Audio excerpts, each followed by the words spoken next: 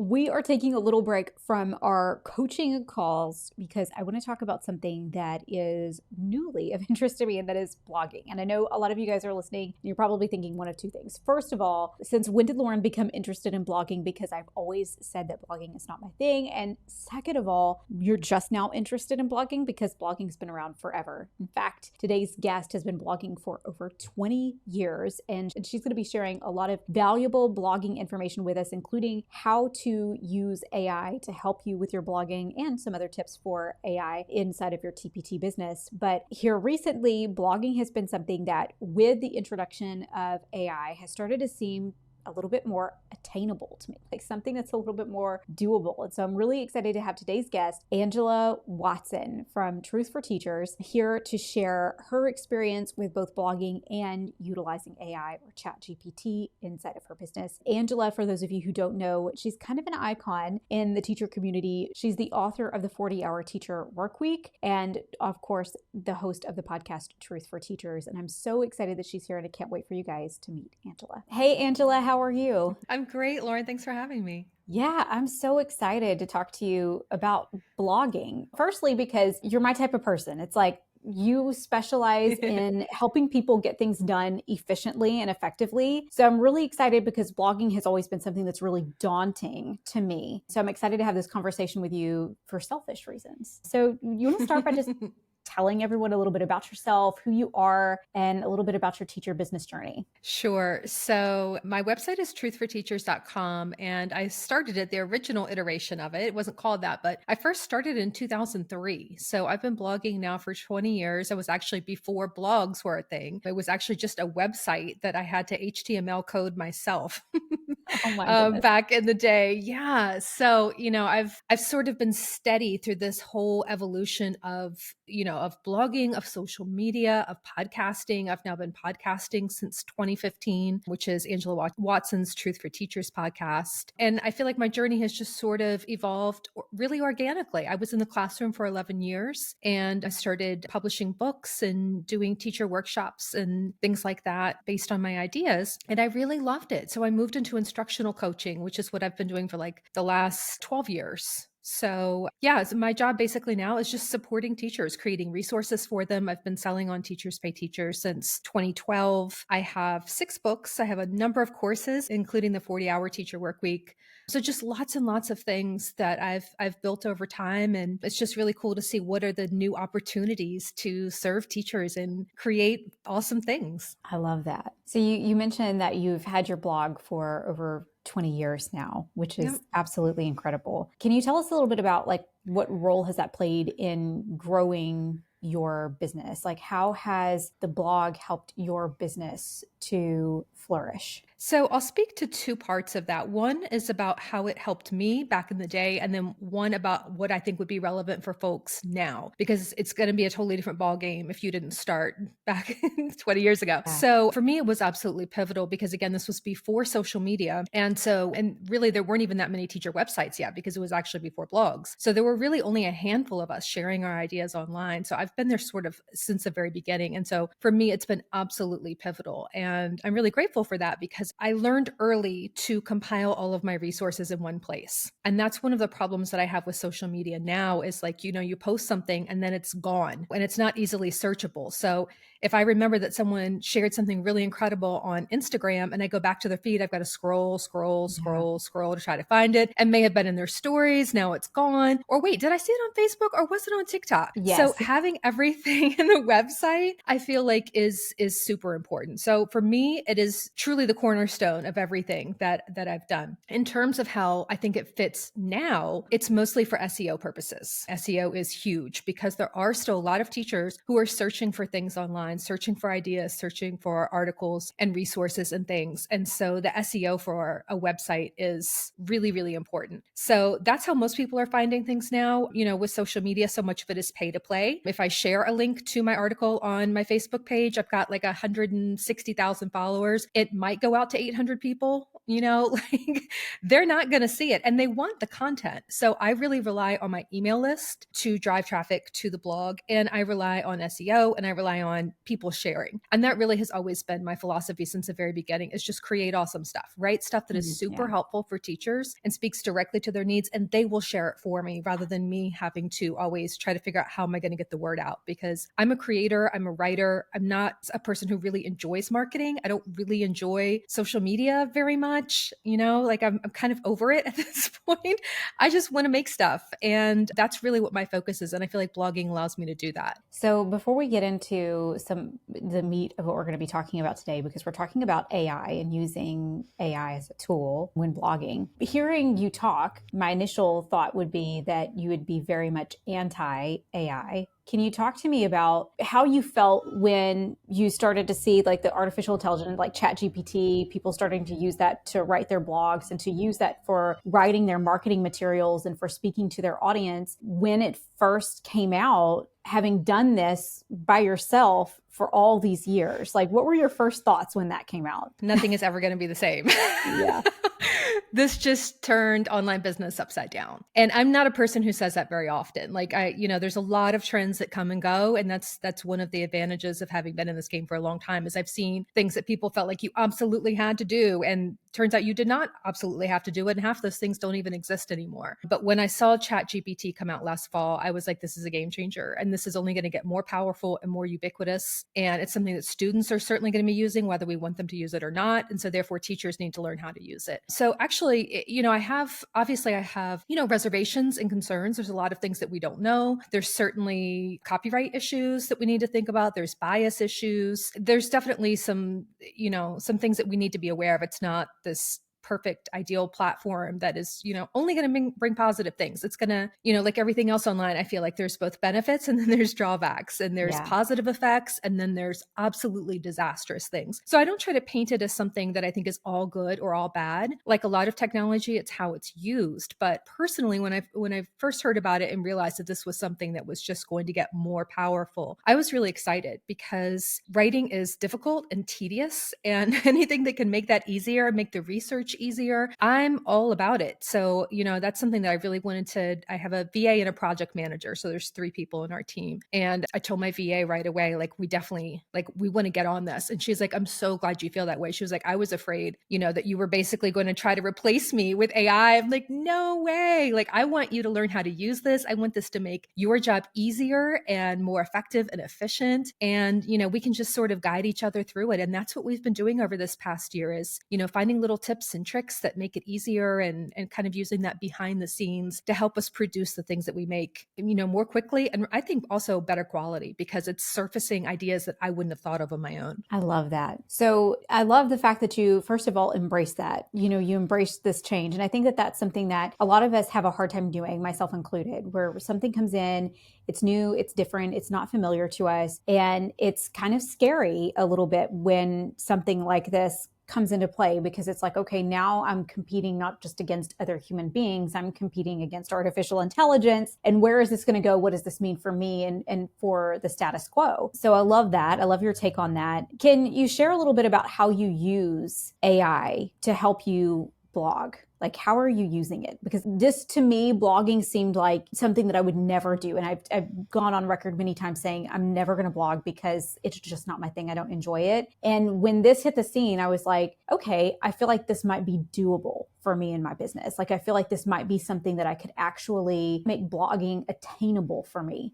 So I would love to hear how you're using this with your blogging. I think that AI has helped produce a ton of really low quality content that's all over the web now. I mean, I've even seen now on Amazon that people are using AI to write and publish books in like a day. A current event will happen, and the next day there's a whole like 300-page book on it that's completely written by AI. So I think in the coming years, it's going to become more and more of a problem that we already have too much information, right? There's already too many resources. And a lot of what is surfacing in search is low quality, because, Google search has really declined over the last few years in terms of what you're seeing in the results. You're getting a lot of paid search, things that are irrelevant, ads. I mean, it's it's becoming more difficult to find good quality content, which is really, a shame. And I think a mark against the search engines companies who have the ability to surface the best quality information and choose not to in order to profit themselves. So when I'm thinking about blogging, I think about, do I have something important, interesting, unique to share on this topic? I'm not going to post just to post. And one thing that I started doing actually about 2 years ago was I created a writers collective. And this was especially important to me since I've been out of the classroom for a while, is I really want to amplify the work of classroom teachers. I think that my role is important because I can see the forest in the trees being outside of it. And obviously I have a lot more time to focus on something like this, but I really want to center the work of the people who are in the classrooms right now. So I have a writers collective. These are paid writers who are in the classroom and they're sharing their ideas and what's working for them. So that really helps a lot. And then that way I feel like I can continually produce new content without feeling like I have to keep coming up with stuff myself. Another thing that I do is because I have the podcast and I have an article for each podcast, is I will bring on experts. So if there's something that I want to talk about, but I don't feel like I know that much about, instead of spending all these hours researching it, I'll bring on someone else and then use that as the basis of my post. So that's one way that I've sort of thought about making sure that what I'm saying is actually valuable, is not trying to produce too much. I don't know of any teacher in this day and age who is saying, I wish I had more information. I wish I had more things to read. I wish I had more articles to comb through. I wish she would email me every single day with something else that I need to do. Like, no one's saying that anymore. It's the landscape has totally shifted to the point where people really need tools to help them cut through all of the noise. So I try to be really intentional about not adding to that noise, not posting just to post, and to make sure that what I am creating is SEO friendly so people can find it. It's well organized and it's in depth, because I want people to feel like, okay, now that I read this article, I don't need to look for anything else. I've got all the information I need. I know what my next steps are. I see a free download that I can get from this. I see maybe a paid product if I want to learn more, or a book that if I want to learn more. And that way they're not hunting all over the internet trying to find what they need. I try to make things as comprehensive as possible. And AI has definitely helped with that because it just makes the writing process faster. So when we're talking about, you have this writers collective, you have a group of teachers who are sharing their ideas. Are they writing the blog posts, or are they sending you ideas and information? Like, how is that working? How are you going from, I've got these ideas, or I've got this information, whether from having a guest expert on the podcast, or maybe it's coming in from these teachers, to it's a complete blog post with the help of AI? How is that working? So with the Writers Collective, we don't specifically use AI. It's possible some of them use AI to help them write their posts. It's not really part of that process. What they do is we have a cadre of writers, and once a quarter, basically they can pitch an article proposal. They pitch a couple different topics. I choose one, and then they submit it by the end of the month. And because these are really skilled writers and master teachers, I do very, very little editing. I really don't touch it much. My team goes over it to make sure there's no typos or anything like that, but I really want it to be in their voice. I don't like to standardize people's writing or people's teaching for that matter. I really like people to be able to do things in their own style. So that's a pretty independent process. In terms of my own articles, I may or may not use AI. A lot of what I write is from my own experience. It's sort of from the heart, but I have actually been using it more in sort of like the resource centered articles. So for example, like a curriculum right now, I have a curriculum line called Finding Flow Solutions, which I sell on TPT. And then I also sell on Shopify. So I just recently started a Shopify store, which I know is something that you're super interested in too. And you just got yours going, right? I just got mine going like last month. Yeah. This was my first full month and I'm quite pleased. Yeah. I think this was my first full month too. Like, it's a very new process. It's a big learning curve, right?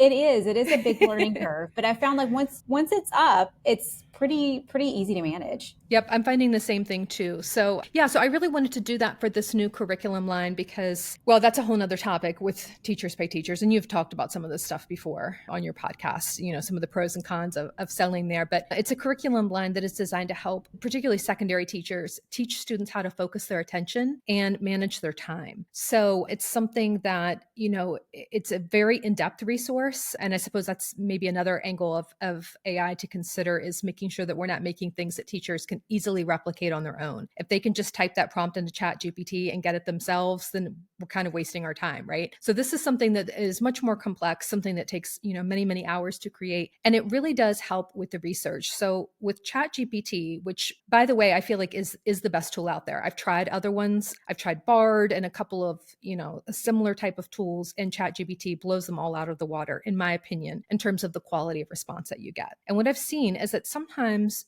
you get much better results than others. People will say, AI experts will say it has to do a lot with the prompts and with training it over time. But I've just found it's just better at certain tasks than others. The more professional and stiff you need something to sound, the better. So for example, I had one of the first tasks we had it do was write a letter to administrators that teachers can give their principals to convince them to buy the 40-hour teacher work week for them. So it was supposed to outline all the benefits of the course and explain, why the principal should invest in this. ChatGPT is fantastic with things like that, like businessy kind of letters that sound like very formal. I was really pleased with the output. We made some minor tweaks to it and then made it available as a Google Doc for teachers to just copy and paste, and then they can do what they want to. So ChatGPT was great for that. Trying to have it brainstorm classroom activities for a blog post for me was a total bust. It was generic, it was bland. No matter how much I tweaked the prompts, I just felt like it wasn't good at that. So experimentation, I think, is really key in trying to figure out what it's helpful with. But I have found that it's very helpful with TPT product creation in terms of researching. So this is a lot of information I'm giving, I know. I love it. But I'll give you one example of this. So there's a unit that I just did on energy and stress management for kids to help them come to class with enough energy to fully participate, but not so much energy that they're sort of like bouncing off the walls, right? And they can't sit still. So one of the things that they're learning through this unit is about all the different factors that impact your energy levels. So I knew which things I wanted to talk about, but I wanted to make sure I wasn't missing anything. So before ChatGPT, what I would have done was a Google search about factors that impact your energy levels. I would have clicked around to like 20 different low quality articles that are all saying the same thing, because half of them have been copied off of another site and you can't even tell what the original source was. Like, which one of these copied from which, because they're all just recycling the same information in very, again, generic and bland ways. And then I would have had to synthesize it. And then I would have had to, reword everything and make sure that I'm not plagiarizing, make sure that I'm making the information my own, think about how I'm going to cite the sources, what needs to be cited, what is general information and doesn't have to. That's extremely time consuming. So because of ChatGPT, I just typed in, write 500 words for teens on the different factors that impact energy levels. And just bam, bam, bam, bam, bam. Bullet points, easy to read, stuff that I hadn't really thought to include. Super, super helpful. So it helps, I feel like, a lot with the research. I don't necessarily use a lot of what it writes, although sometimes I do. One of my concerns is that we don't really know what the source is. So even if I fact check it, I still, especially if it's a resource that I'm selling, I want to be really careful that I'm not accidentally selling someone else's writing. Yeah. So I'm very cautious about that, but it was helpful for researching.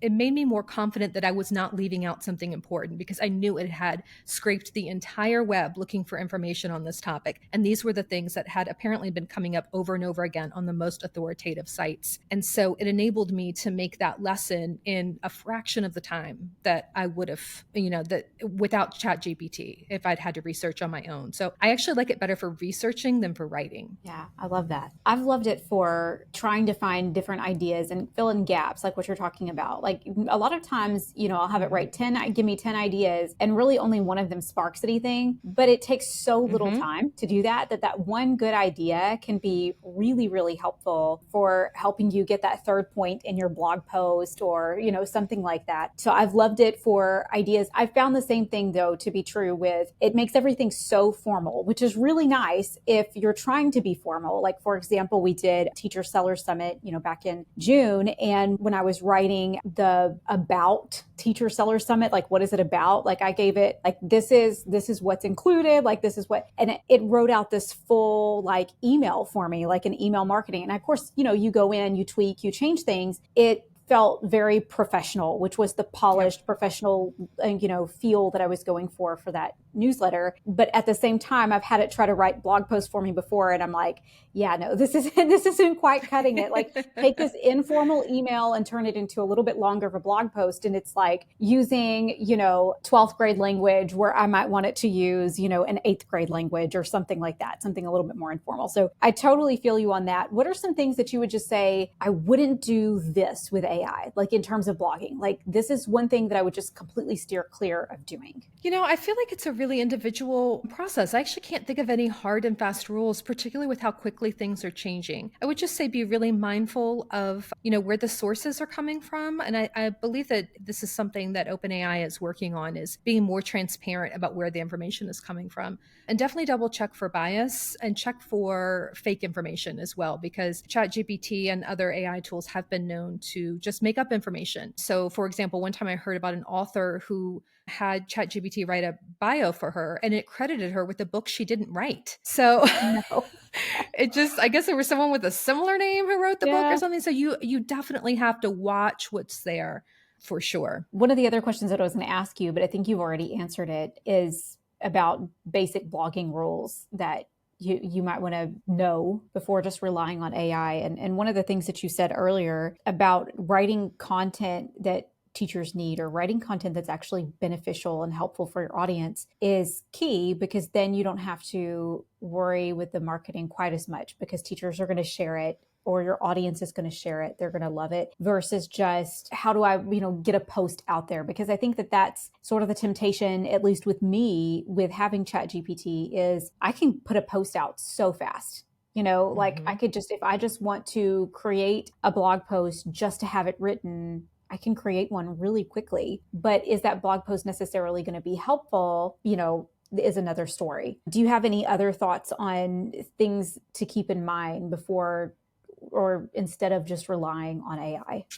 I think the personalized touch is what makes it more human. And the cool thing with ChatGPT is you can ask it to write in the style of someone. And because I have, 20 years worth of content on the web, I can say, write an article about X, Y, and Z in the style of Angela Watson. Ah, that's And so it cool. tries to mimic me. Like it does a decent job. It sounds like a little less stiff. And it sounds a little like more like my voice, but it's never going to be totally my voice. And I think for me, the best articles that I find are the one where they're clearly written from the heart, where a person has shared their thoughts, their feelings, their little tips and tricks for things. They share stories about, I tried this and it was a disaster, and then I tried that and this worked so much better. AI at this point can't do that. And I'm really hesitant to make really any sort of blanket statements about AI, because it has improved so much even over the past year, that when we talk about its limitations, AI could never replicate a human. It may be able to. I really can't speak to that. But I Right. know that it could never be completely me, or at least I hope it could never be completely me. And so the more that I can sort of like add in my own personal perspective, I think makes a big difference. And also coming up with something that is a little more comprehensive is important, because as I said, search is so bad. It's so difficult to find good sources that, I like to think that if people come to truthforteachers.com, it feels like a sigh of relief to them. There's no ads, there's no pop-ups, there's no videos playing in the bottom right-hand corner. Like it's just all solid material that actual humans have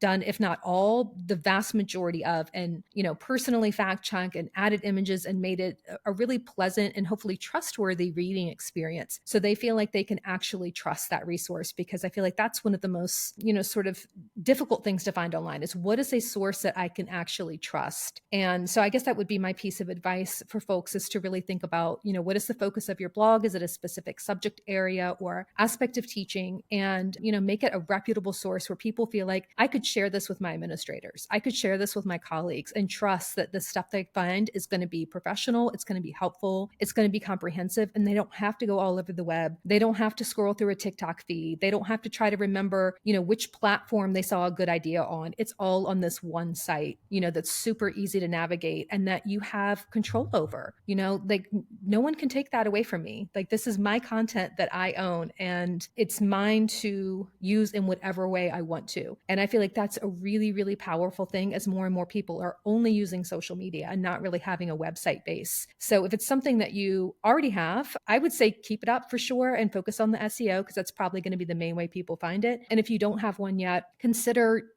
creating something that is, it doesn't have to have, 1,000 articles, because again, people don't need more information. They need good information, and they need it to be easy to access. So if you can just, create, let's say 5 articles with the top questions that you get, or, 3 articles that are directly related to your products like meet those needs. And you can explain all your different strategies and then link to the product below. Even something like that, I feel like is a more authoritative source than a lot of the bland, generic AI generated, bot farm type of stuff that we see on the internet. And so having that real person behind the site and really think of it as a reference point for teachers, I think is what can kind of set your blog apart in 2023 and 2024.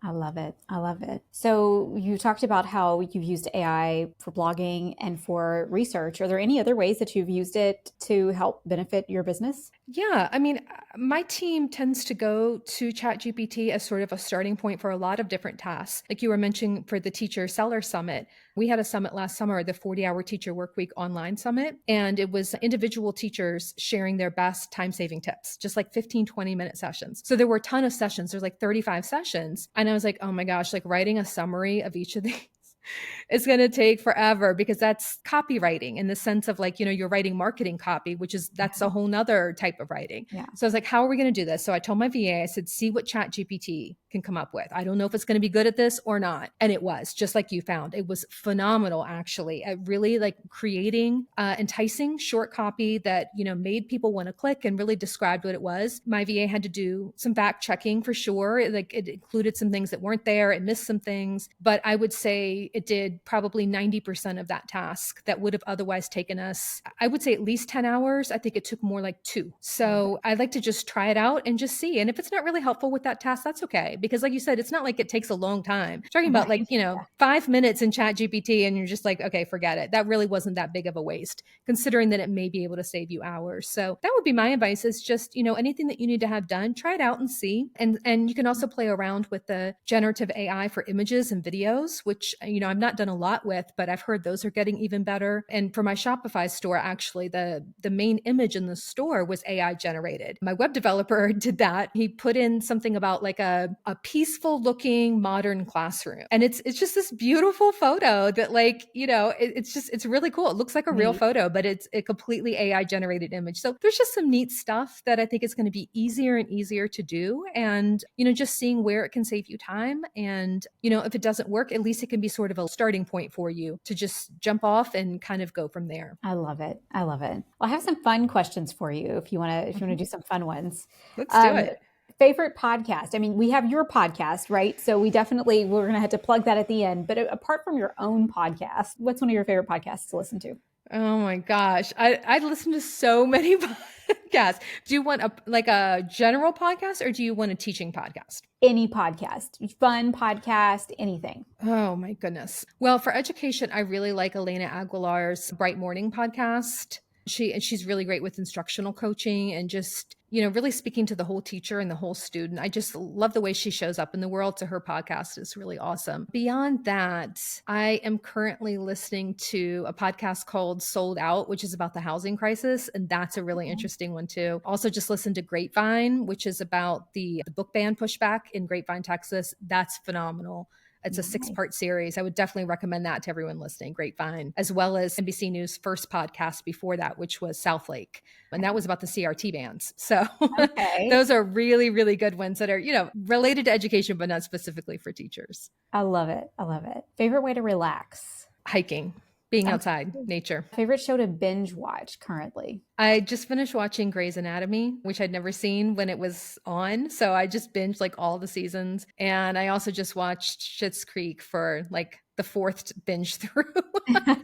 That's just comfort TV for me. I love it. You're handed a gift card to your favorite restaurant. Where are you going and what are you ordering? Oh my God. Why are these the hardest questions? I know. I don't know, but they're so fun. I love to eat. So anything about food, I'm in. A favorite restaurant. We live in Brooklyn and there's so many good restaurants there, but there's a little Italian place in our neighborhood that is amazing that I would probably go to before any place else. What's next for you in your business, Angela? So I'm working on Finding Flow Solutions, the curriculum line that I talked about, getting this Shopify store up and going, same as you, trying to figure out all the little ins and outs and cool things that you can do with Shopify. And yeah, I'm really into creating resources right now. I feel like I can either create or market. It's really hard for me to do both at the same time, even though I think that's probably what I should be doing is like create something, market it. No, I like to batch and I just get into a flow with something and I like to just lose myself in it. And the creation part is the most fun for me. So that's my big focus really is for 2024 is creation. So That's exciting and energizing and fun. And yeah, I'm really excited about it. I love it. Well, where can everyone find you if they want to connect with you? So truthforteachers.com that's the home base, as we've talked about. So you can find the links to all my social media there, my podcasts, my courses, books, everything at truthforteachers.com.